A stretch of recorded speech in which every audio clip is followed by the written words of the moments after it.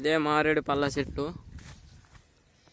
మొత్తం చూడండి, మారేడు పళ్ళ చెట్టు. ఈ కాయలు మారేడు పళ్ళ చెట్టు యొక్క కాయలు.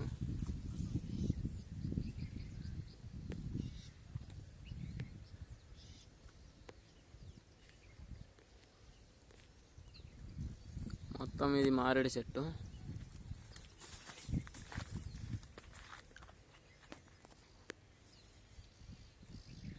మీరు చూస్తున్నారుగా, ఇది మారేడు చెట్టు. బేదులు పెడితే పనిచేస్తుంది. దీని కాయలు పచ్చగా మాగితే కాయ తీయగా ఉంటాయి. ఈ చెట్టు యొక్క కాయలు ఇవి శివునికి ఇష్టమైన కాయలంట.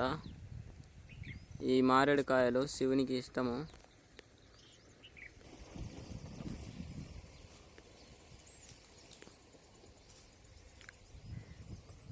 మీరు చూస్తున్న మారేడు చెట్టు యొక్క కాయలు. ఈ శివలింగానికి అభిషేకం చేసినప్పుడు శివలింగానికి జిడ్డు అంటుకుంటుంది. ఆ జిడ్డు పోవడానికి ఈ మారేడు చెట్టు యొక్క ఆకులు బాగా ఉపయోగపడతాయి.